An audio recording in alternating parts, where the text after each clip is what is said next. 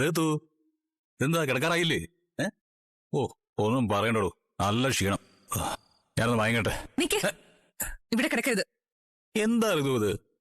എനിക്ക് നല്ല ക്ഷീണമുണ്ട്. എന്താ ഋതു ഇത്? എന്ത് മര്യാദകളായി കാണിക്കുന്നേ? മതി, നിർത്തിയേക്ക് നിങ്ങളുടെ അഭിനയം. പക്ഷെ ഈ ജിത്ത് അങ്ങനെയല്ല. സേതുമാധവന്റെ പെങ്ങളെ കെട്ടി ഈ തറവാട്ടിൽ കയറി പറ്റാനുള്ള ബുദ്ധി കാണിച്ചത്. ആ ശ്രീഹരിയും സേതുവൊക്കെ നേർബുദ്ധിക്കാരാ, നേർവഴിക്ക് ചിന്തിക്കുന്നവർ. പക്ഷെ ഈ ഇന്ദ്രിയത്ത് അങ്ങനെയല്ല. അതല്ലേ സേതുമാധവന്റെ പെങ്ങളെ കെട്ടി ആ തറവാട്ടിൽ കയറി പറ്റാനുള്ള ബുദ്ധി എനിക്ക് മാത്രം തോന്നിയത്. പൂർണിമ ടെക്സ്റ്റൈൽസാ പൊന്നുമടത്തിന്റെ ഏറ്റവും വലിയ ശക്തി. അത് തകരുന്നതോടെ പൊന്നുമടത്തിന്റെ അഹങ്കാരം തീരും, അല്ലേ? എടോ, തനിക്കറിയാലോ പൊന്നുമടത്തിന്റെ ശക്തി ആ പൂർണിമ ടെക്സ്റ്റൈൽസാ. അത് തകരാന്ന് പറഞ്ഞ പൊന്നുമടത്തിന്റെ അഹങ്കാരം തീർന്നു എന്നർത്ഥം. നിങ്ങൾ തീരെ പ്രതീക്ഷിച്ചില്ല അല്ലേ പ്രതാപനങ്കളോട് പറഞ്ഞ കാര്യങ്ങൾ ഞാൻ അറിയോന്ന്? ഋതു, ഞാൻ വെറുതെ... ആ, കൂടുതലൊന്നും പറയണ്ട. ഒരു നുണക്കഥയും മെനഞ്ഞെടുക്കാൻ വേണ്ട. നിങ്ങൾ പറഞ്ഞ വാചകങ്ങളും മുഴുവൻ ഞാൻ ഈ ചെവി കൊണ്ട് കേട്ടതാ. പറഞ്ഞില്ലാന്ന് മാത്രം പറയണ്ട. അച്ഛൻ ഞങ്ങൾ മക്കൾക്ക് വേണ്ടിയാ ഇങ്ങനൊരു സ്ഥാപനം തുടങ്ങിയത്. അതിനോട് ആത്മാർത്ഥതയുണ്ട് നിങ്ങൾക്കെന്ന് എനിക്ക് തോന്നിയതുകൊണ്ടാ ഞാൻ അതിന്റെ തലപ്പത്ത് ഒരു കസേര കൊണ്ടുവന്നിട്ട് നിങ്ങളെ പ്രതിഷ്ഠിച്ചത്. പക്ഷെ നിങ്ങൾ ചതിക്കായിരുന്നു. ഈ കുടുംബം തകർക്കാനായി നിങ്ങളെ ഞാൻ അനുവദിക്കുമെന്ന് കരുതിയോ? ജയിച്ചുവിനെതിരെ പ്രതാപനങ്ങളുടെ കൂട്ടുപിടിച്ച് നിങ്ങൾ നടത്തിയ ചതി അറിഞ്ഞപ്പോ തന്നെ ഞാൻ ജാഗ്രത കാണിക്കണമായിരുന്നു. അന്നത് കാണിക്കാത്തന്റെ ശിക്ഷയായത്.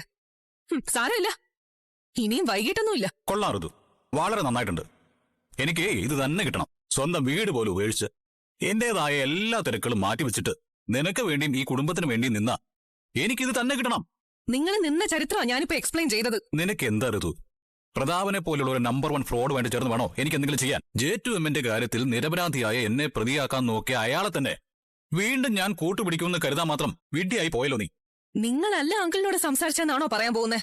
അങ്കിൾ ആരെയോ വിളിച്ച് ഫോണിലൂടെ മിമിക്രി കാണിച്ച് എന്നെ പറ്റിച്ചതാണെന്ന് വല്ലതും പറയാൻ പോകുകയാണെങ്കിൽ അത്തരം പാഴ്വേലയൊക്കെ ഇന്ദ്രപ്രസ്ഥത്തിൽ കൊണ്ടുപോയി ചെയ്യാൻ എനിക്ക് പറയേണ്ടി വരും.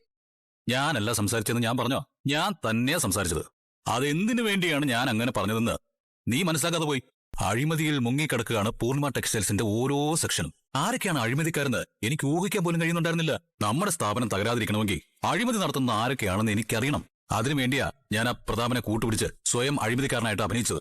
നാളെ ഇത് അയാൾ എല്ലാവരോടും പറയും. അപ്പോൾ സ്വാഭാവികമായും എന്നെ സ്വാധീനിച്ച് അഴിമതികൾ നടത്താമെന്ന് കരുതി ഈ പറഞ്ഞ സകല എണ്ണവും എന്റെ പിന്നാലെ വരും.